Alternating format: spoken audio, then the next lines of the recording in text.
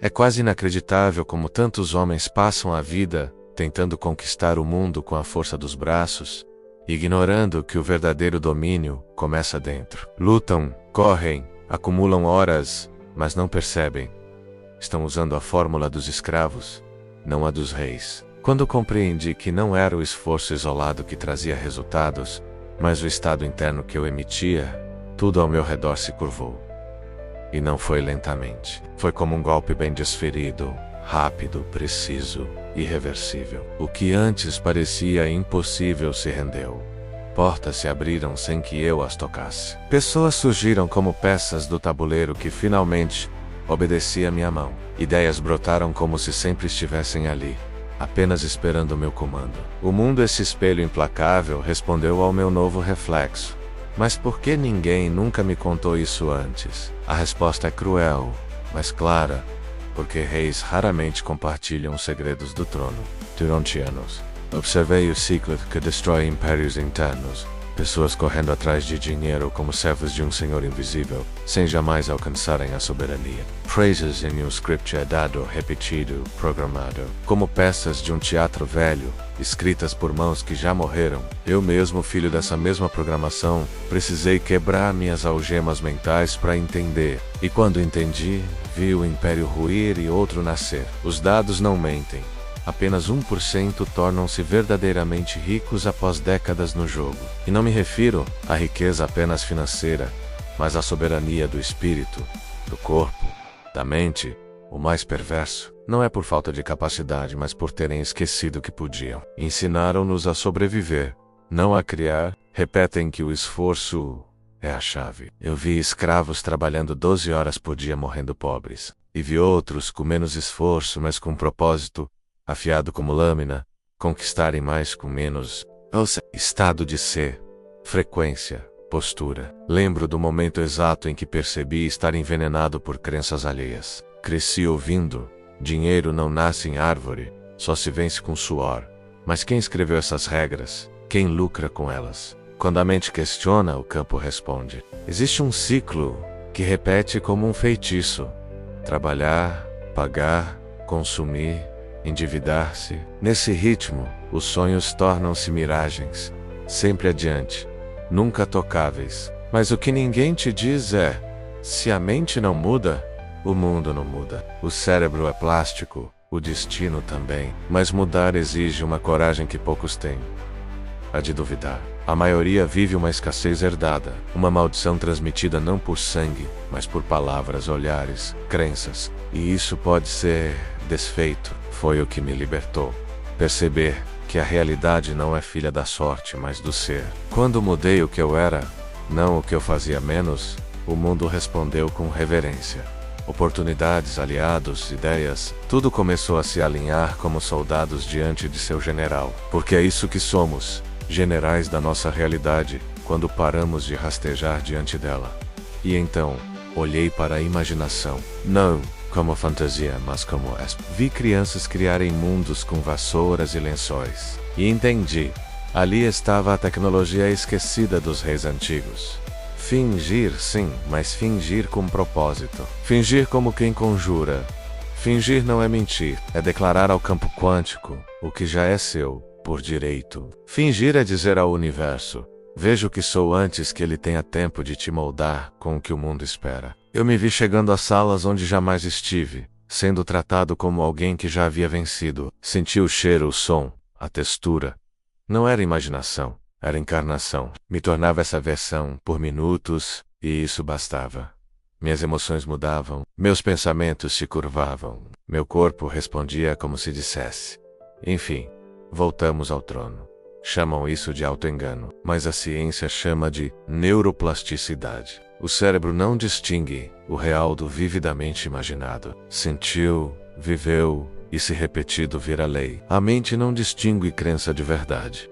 Ela apenas serve ao mestre que você escolhe ser. Fingir com intenção não é ilusão, é estratégia. É ensaiar para governar. Comecei pequeno, mas cada vez que previa meu futuro eu me sentia mais dono dele. E o mundo respondia com sincronicidades, com acasos que não eram acaso, com encontros que não eram sorte. Esse é o segredo.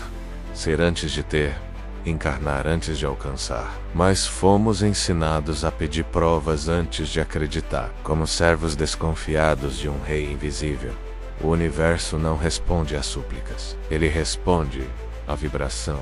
Esperar ter para sentir é viver como camponês.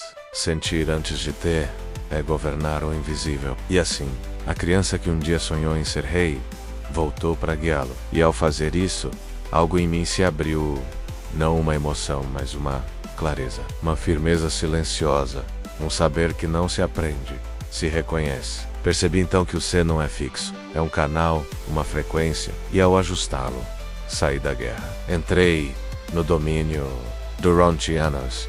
Fui servo da sobrevivência. Acordava ansioso, dormia em alerta, contas, tarefas, medos. Meu corpo era máquina de guerra, meu espírito, prisioneiro. Nesse estado, tudo exige força, nada flui. A vida é reativa, não criativa. É resposta, não comando. O corpo vicia nisso. No medo, no cortisol, na angústia, torna-se químico da própria prisão. Até que veio a transição. Esse é o ponto mais perigoso e mais sagrado, onde as velhas crenças morrem, mas as novas ainda não nasceram. É o vácuo, a ponte, a névoa. E nesse nevoeiro surge o medo, mas também a liberdade. Comecei a duvidar do que chamavam de verdade. Riqueza exige sofrimento? Saúde é genética? Amor é escasso? Essas perguntas não são dúvidas, são chaves. Cada uma abre uma cela, e aos poucos, o rei dentro de mim começou a acordar. Percebi que não precisava me tornar, só precisava me lembrar. E quando isso aconteceu, a realidade sempre submissa ao meu estado interno se curvou de novo. O tempo mudou, a luta virou fluxo. O medo virou entusiasmo, o externo virou consequência. Era isso. Ora, viver no estado natural é ser sem esforço. É não repetir afirmações, mas incorporá-las como leis do próprio império. Quando você não busca, você atrai. Quando você encarna, não deseja. Voca vive, e tudo ao redor começa a seguir esse novo decreto. Foi nesse novo estado de consciência que compreendi: o tempo não é linear para quem domina sua frequência. O que antes era labuta virou dança. O que antes era esforço virou fluxo, a chave. A soberania do agora. Viver de dentro para fora. Fazer do externo um reflexo now mesta. O mundo cede diante de quem já não precisa vencê-lo. E foi nesse ponto que descobri um segredo ainda mais poderoso, um portal. Um momento sagrado ignorado pelos servos, mas reverenciado pelos estrategistas da mente. Os 17 minutos. Sim, há 2 momentos no dia em que o subconsciente, esse conselheiro silencioso que dita nossos destinos, se mostra vulnerável. Um trono sem guardas. São os 17 primeiros minutos após acordar e os 17 últimos antes de dormir. Nesses intervalos, a mente está entre o beta e o alfa, entre o fazer e o ser. O controle do consciente afrouxa. E é aí que o verdadeiro jogo começa. É aí que se planta o império. Comecei a usar esse tempo como um ritual. Não mais entregava minha mente às redes, ao medo, às manchetes que alimentam a escravidão mental. Em vez disso, deitava-me como quem entra num templo, visualizava, não com pressa, mas com presença, sentia, tocava os detalhes do futuro, com os dedos da imaginação. A emoção era real, a experiência era interna menos, mas o corpo não sabia disso, e o universo muito menos. A cada noite, adormecia como quem sela um decreto. Pela manhã, acordava dentro de outra versão de mim. Mais alinhada, mais nobre, mais apta a comandar. Não era mágica, era neurociência, era estratégia, era Maquiavel sussurrando nos bastidores da mente. Controle o invisível e o visível obedecerá. Passei a repetir esse ritual todos os dias. E como todo bom ritual, ele se tornou sagrado, não pela forma, mas pelo resultado. Os 17 minutos são um campo fértil. Nele, as crenças são sementes. Se você planta escassez, colhe miséria. Se planta presença, colhe poder. E se planta certeza, colhe destino. Eu repetia: eu sou próspero, eu sou equilíbrio, eu sou saúde perfeita. Mas não como um papagaio desesperado. Eu sentia como um rei que já tomou posse do trono, mesmo antes da cerimônia. E quando o pensamento encontra o sentimento, A realidade não resiste. O universo não responde à dúvida. Ele se curva diante da convicção. Foi assim que desenvolvi um código, um protocolo real, um ritual de ascensão simples, mas poderosa. 2 momentos. Um campo quântico em estado fértil, respiração, emoção, gratidão. Não se trata de horas de meditação. Não se trata de perfeição. Se trata de presença, de intenção, de assumir o trono da própria mente. E a pergunta que mais escuto é: mas por que 17 minutos? E respondo: porque é o tempo em que o portal se abre. É quando o soldado baixa a guarda e o rei pode entrar. Ondas cerebrais como alfa e teta permitem acesso direto ao inconsciente. Ali, o que você planta cresce sem resistência. Ali, o velho morre e o novo nasce. Foi com esse hábito que minha realidade se reorganizou. Meu humor mudou. Meu ambiente mudou. Meu corpo começou a reagir com energia e clareza. Ideias chegavam como aliados. Sincronicidades como mensageiros. E entendi. Eu não estava me transformando. Estava apenas destravando o que sempre foi. O eu superior não precisa ser criado. Precisa ser acessado. E nesse acesso compreendi um segundo princípio. O universo não responde ao que você quer. Ele responde ao que você é. E você é aquilo que vibra constantemente. Aquilo que sustenta sem hesitar. Manifestar não é desejar.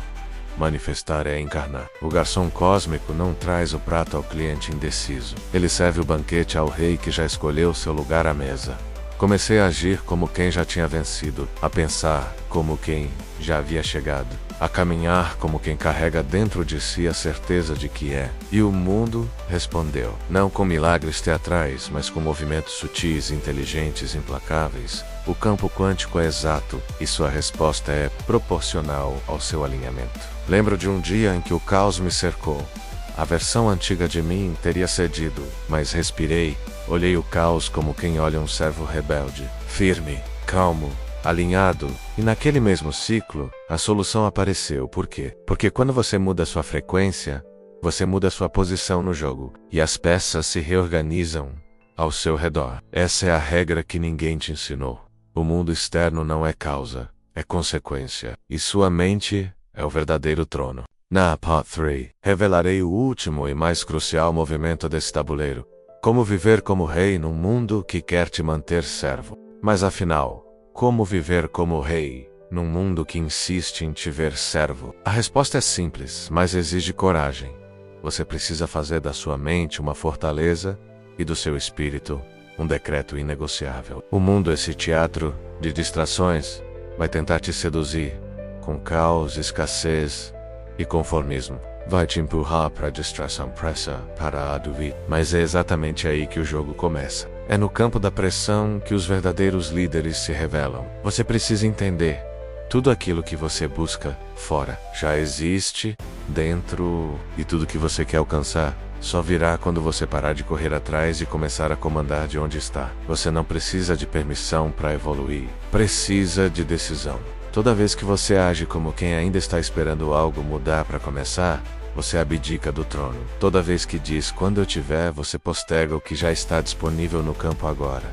O rei não espera o castelo ficar pronto para assumir. Ele chega, se instala e o castelo se constrói ao redor dele. Essa é a postura, essa é a frequência. Esse é o chamado. E sim, você será testado.